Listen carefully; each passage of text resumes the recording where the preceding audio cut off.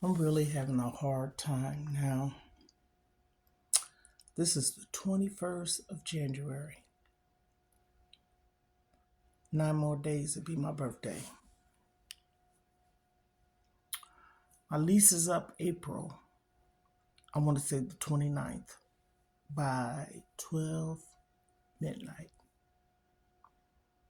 And as I sit and look at all the things I have to do and trying to do, I can't do this by myself. And I pray and I ask God for strength all the time. I'm not a lazy person. I'm looking at all this stuff. That's why I'm wandering around my eyes. I'm going to get up and go get her. But I have a problem and I struggle with it. I don't know if it's the winter months. I don't know if it's this month because typically January, and I do not claim it because this hasn't happened in a minute. Excuse me. But I wonder if anybody even give a damn. I'm starting to wonder about that. Like in, what's that movie, The Color Purple, All My Life? That type of thing. I'm documenting this. I don't care later on, whatever happens with me.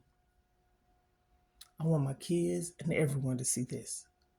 Oh yeah, I got stuff written down, to go to this, go to that, and look here for that and type of thing. And I know this is me probably sounding like, okay, she done said this before. I'm not the only one going through it. But it really, really, really bothers me. Yesterday and even this morning, tears just rolled down my eyes. Just rolled down. I ain't like in my thought with it. I go into the bathroom, brush my teeth, wash my face, wash my hands, do what I typically do. And as I'm standing in front of the mirror, not even looking at it, brush my teeth now, tears forms up in my eyes. And one will probably say, take it to the Lord in prayer. Well, yesterday I think the Lord wanted me to cry. Because when I was in the bathroom doing what I just said I do, I was standing there and water just formed up in my eyes. And I said, Lord, help me. I closed my eyes and started rocking. I said, please help me, Lord. Please help me. And those tears was just running. There is good people in this world. There is genuinely good people in this world. There is people in this world that's not doing anything to anyone. There is people in this world that things happen to them for no damn reason. And I'm being a little boisterous, or my voice is changing in a sense because I'm sad, mad, disappointed, and maybe a little angry. If I didn't say frustrated, I'm that too. Because the thing of it is, the old me, I probably would not say nothing. People know. It ain't like, oh, why don't you tell somebody? Maybe they will help. They know. They know. And I know a lot of people say, why do people do things for folks and they talk about what they do? I'm not that person. But man, my life has always been taking care of others. As far back as I can remember. I'm going to go as far back as 14. 14. I didn't graduate high school because I had to take care of my siblings and kids my mom babysat. I got to the 11th grade and was about to pass into the 12th. Now I got my GED, high school diploma, in 2008. May 2008, my third child. She graduated that same year. And I'm one for saying this. You got to set and make an example. And I did that. But as I look back on my life, and like I said, if I've done anything to anyone, Lord Jesus, please forgive me. And I say that without having to say it, but I say it because sometimes we think that we may have not done anything. I'm just saying. And you want to put it out there in the atmosphere. I'm a very wise, responsible, not a know-it-all type of person, but I know a lot. I don't know everything. And I just sit and wonder sometimes, like, if I was to get sick, who's going to take care of me? Who's going to take care of me? I will be 59 years old, Lord's will, the 30th of January. I don't smoke cigarettes. I don't drink alcohol. I don't do drugs. I don't go to no club. I don't go out partying. Matter of fact, hell, I don't even go any damn where. And, you got some of these people in here that, on these platforms that seek for help and ask for help, and people help them. But they out there partying, going out to eat, going shopping, and folks is just pouring down blessings to them. And that is a good thing. But I'm not that fortunate. I don't care. I don't know what it is with people in me. And this is the good thing. If I was to ever have some kind of like podcast or a video to where I can add my sisters on the platform, every last one of them repeat. Wouldn't have nothing bad to say about me. If they said something in the sense like, my sister went through this and she shouldn't have, okay, they're still not saying nothing bad about me. But I'm talking about mistreating them, doing them wrong. They can't say that about me. I have 3 sisters, but I don't have no one. I am the type of person, I want a sisterly bond. I want a sisterly bond where we go to the store and go out to dinner and whatever positive activities we can do together. That's me. That's what I want. That's what I need. I don't get that. I was telling my baby girl the other day, she was telling me something. And I said, you know what? I did like this. I got real still because we was on video. And I said, okay. In my mind. And then after she finished talking, I said these words. I said, that's good, baby. Maybe people just coming around. Because if she sees something positive, I don't want to take what I have to say negative or bad to bust her bubble type of thing. The moral to this story, I'm in this world, and I know we enter into this world, even if you're a twin by yourself, but with the help of the Lord, allowing your mom to have you and doctors and stuff like that. I always feel alone. Now, I ain't gonna say I always felt alone. Felt. My kid's father's not here. But when I was with him, we was like Bonnie and Clyde, so to speak. I'm making this, and I'm saying everything I have to say. I don't care if anybody tried to bash me for it. I don't care. The thing of it is, the hurt of and the pain I done felt.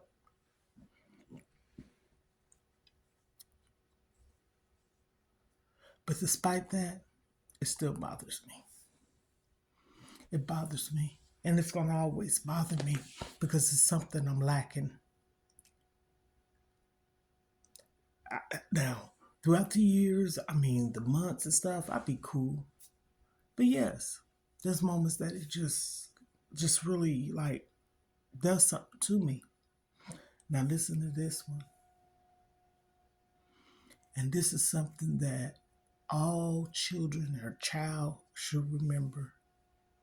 I can't even remember having a birthday party as a kid. The first time I had a birthday party was when I was turning 20. My kid's father and I, we got married December the 14th, 1985. And he left and went to Germany. And I said 30 days, but it was longer than that. And I was around a lot of military wives and stuff like that. And that part I loved because we was really together. It was a community and support. I was the baby because everybody was a little bit older than me. And I had my son as well. And the lady would come and get me. I knew her real well. And I would stay at her house, and then she'd take me to my house, have her time, I had mine. But it wasn't nothing like that. It's just, hey, you want your own space. Her friend across the street from her, I met her. I knew her through the lady that I'm talking about. They had a surprise birthday party for me. And it wasn't like I told nobody that I ain't never had no birthday. I promise you, this is the truth. That's the first time. Now, my thing is this. If someone didn't love you and didn't want you, and that's talking about kids, relationship, or whatever, why the hell bring someone into this world? Or why the hell, even if you brought them into the world, you keep them? That's like, who's that? Cinderella, the wicked stepmother type of thing. I had a cousin. Now, she was the oldest child now. She was adopted.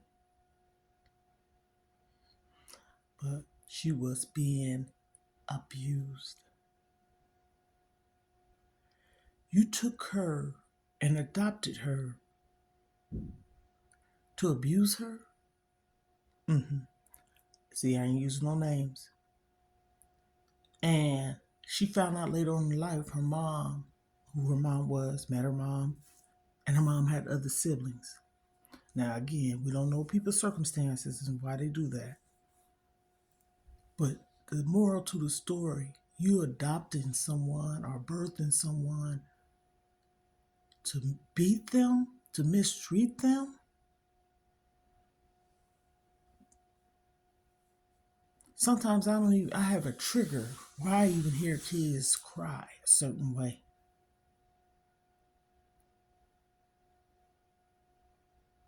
Maybe sometimes I am still a child.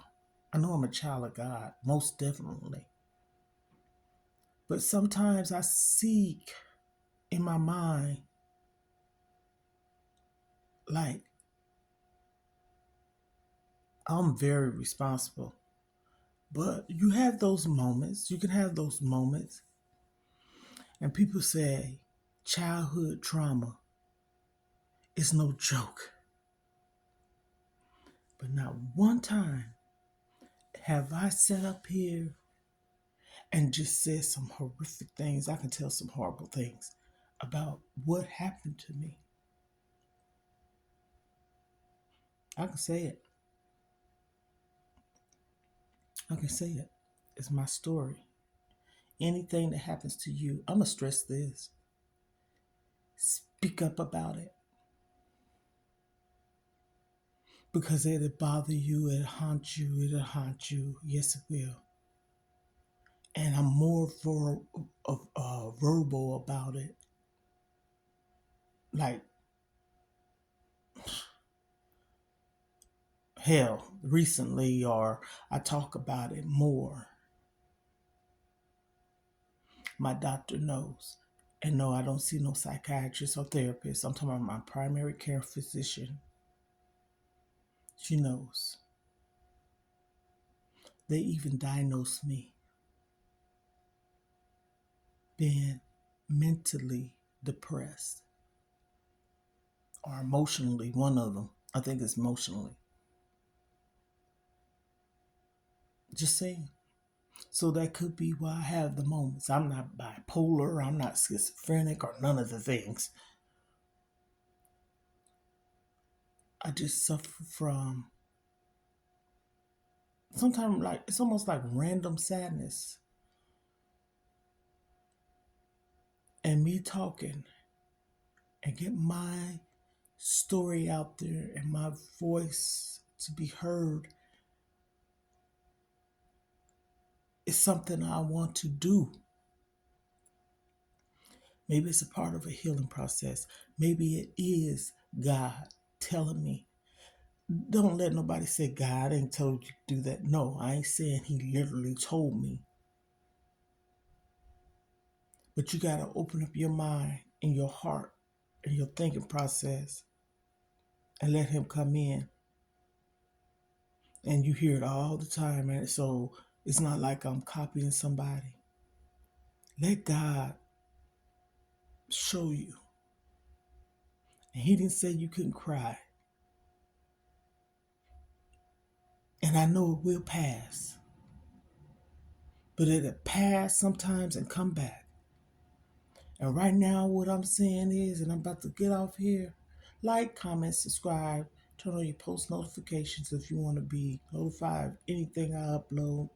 I want to put this out here because there's people such as myself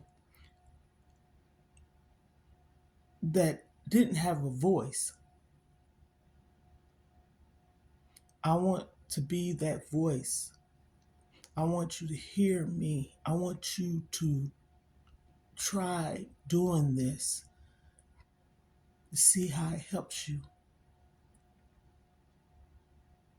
And I truly mean that. Until the next one. Oh, honey, it's only getting started. Okay? Mm-hmm.